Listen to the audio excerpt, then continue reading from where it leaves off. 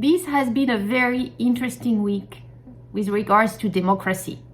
We started with pardon here in the US. Initially one pardon for a family member, which could end up being extended to other member of the current administration. Who knows? Then we had South Korea. What happened? What happened in South Korea during the night in addition over there? Who knows?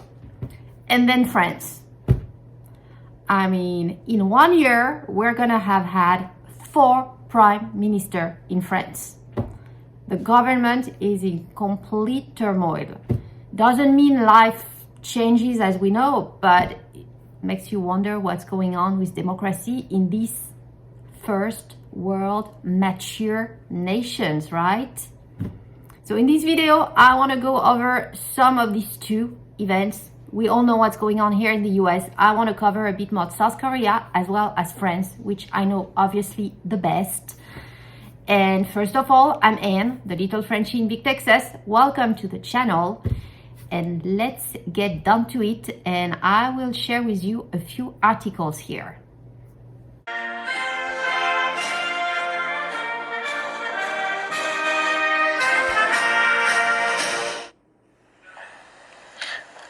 Françaises, Français, mes chers compatriotes. So every speech by the French president out of the equivalent of our Oval Office starts with the national anthem. Yes, and here's the important part. Et enfin, le mandat que vous m'avez démocratiquement confié est un mandat de 5 ans. Et je l'exercerai pleinement jusqu'à son terme. He makes it very clear here that he was elected by the national election for a mandate of 5 years, and he intends to carry his mandate up to the end. So what happened in France? Why did the president address the nation like these 10 minutes to pretty much tell us he's gonna stay on the job? He's been elected for 5 years and he will keep it up to the end, regardless of what happens at Parliament.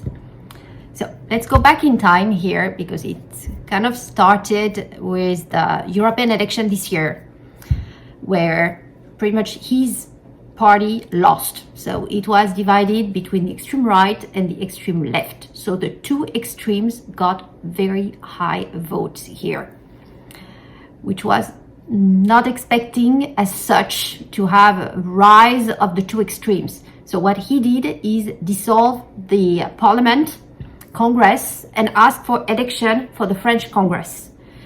And he was hoping to get a confidence vote, people cheering and so on for his party, and it did not happen. He actually lost the majority at Congress, and you could see the same result at the French Congress election, a rise of the extreme right, of the extreme left. So in the middle, a lot less, a lot of different parties, very different from the US, where you have pretty much the Democrats and Republicans. Here it's not the same. You have the extreme right, the center, the left, the green, which is the ecologists, the extreme left. So it's a bit of, I don't know, too many parties to keep track, all arguing, all wanting power, but the 2 extremes here went up. And the extreme right had been up in the last 20 years. Every presidential election, it always ends up being a center right or socialist, more in the center candidates against the extreme right, which manages to get quite a bit of percentage. Here the surprise was really the rise of the extreme left, which is closer to communism here. So very interesting, but that's the parliament we have today. And that's why we also changed prime ministers so many times this year. So the last one that he managed to put in place after the Olympics, because during the whole time of the Olympics, it was after the election, there was no government as such. So the new person had to work with the budget, which is the number 1 issue at present. And I had made a video on that. I will put the link somewhere on top of the screen. But France is not doing good. We are spending way too much, and we're not collecting enough. So they decided they needed to increase the collection, which is already extremely high. Taxes in France are one of the highest in the world. And I'm not too sure how much of spending they're gonna decrease here, But the budget he was asked to work on here and was presenting to the parliament was the one for social security. So that includes all the retirement, and they were going to penalize the retirees, not increasing per inflation, delaying, and so on. Social security is also all the healthcare. It's all the subsidies you give to migrants, and so it's a lot is covered under social security. And that's the vote that Parliament had to take, and they did not approve it. So pretty much there is no budget moving forward. His proposal failed for the budget. So unlike the US,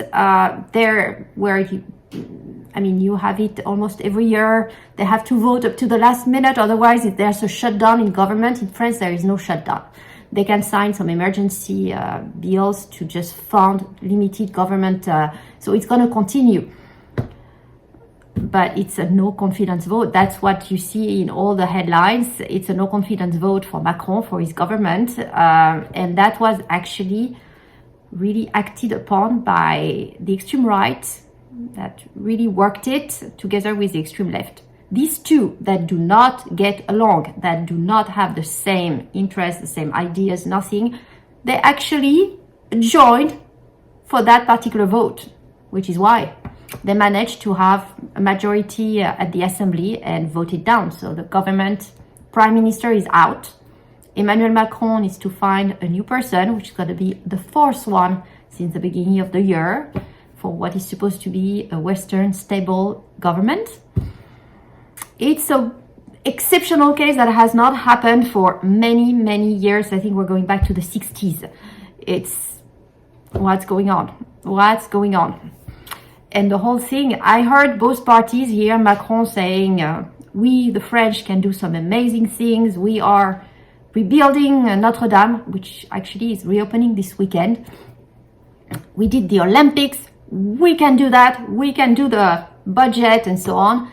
And then you have the two opposites that say, no, that budget was not good. You have to cut your spending first without penalizing the retirees and all this. You have to rework it without penalizing the French people, but decreasing your spending. Knowing how much the Élysée spent, Élysée being the White House, Macron himself, last year, and how much he exceeded his budget. Yeah, how much we spent on the Olympics. Probably rebuilding Notre Dame as well, but yes, all these projects is moving forward. He spent so much money. Okay, Notre Dame it means a lot for a lot of people. Might be a bit of one-off here. It's actually happening this weekend. I believe Trump is going together with Melania. Prince Charles is actually giving up on that one, and it's going to be his son representing, but you've got like all the dignitaries invited, present, except for one. And that is the big surprise. Imagine the one dignitary who is not going for the opening of Notre Dame Cathedral is the Pope.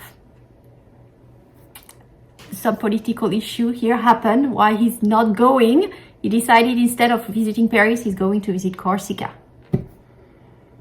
All right. Anyway, going back to the subject. But that's another example. I mean, it should not happen. The Pope should be there.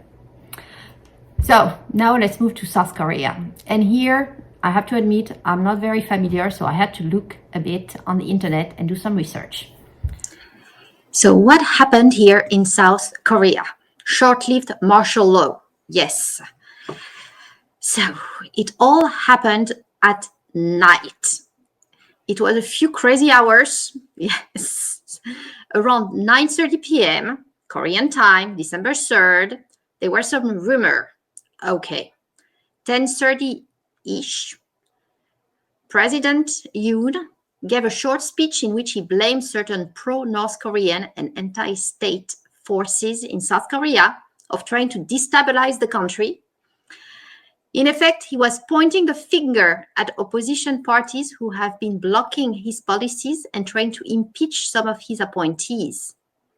He declared the situation unacceptable and said there was no way for him to continue to smoothly run the country, and as such, he was declaring emergency martial law to save the nation from pro-North Korean and anti-state forces.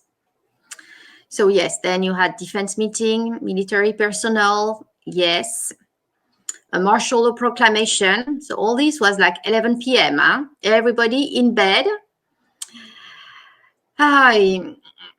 So this all took place within around 1 hour of Yoon's declaration. So before midnight, despite the proclamation, legislators headed to the National Assembly, where some were blocked from entering. But many did get in, and at around 1 a.m. local time, they voted against the martial law, and in effect forcing Yoon to repeal his declaration.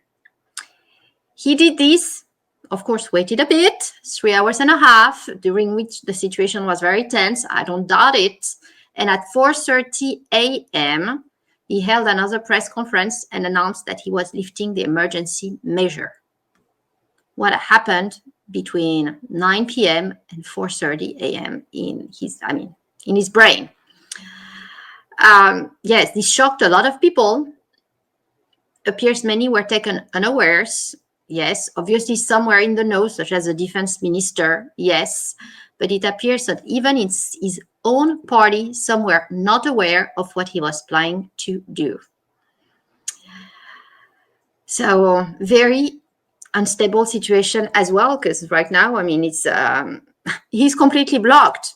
And in addition to apparently he's got numerous scandals involving himself and his wife. So what's next now? His position was weak. Now it's even weaker. So some here in this article judge it, is it an act of desperation? Well, apparently, because that's a South Korean origin student in the US who wrote that article, she does not think so. But now, yes, he's facing calls for impeachment. So did he declare it out of anger? He was angry, yes, resentful, yes, opposition blocking him, but are you going to declare martial law every time there's something that goes against you? I don't know. Yeah, you could see the military on the street. That's supposed to be happening in North Korea, not South Korea, right? Is he an authoritarian figure? Good question. How many are nowadays? How many are? What is democracy anymore? What is democracy? You can wonder with what's happening in the various countries here. Crazy world we live in. Very crazy world. What's happening next? Let's wait. Maybe an impeachment in South Korea. Maybe a new prime minister within a few days in France, because he wants to do it very quick. How long is the prime minister going to last? I don't know.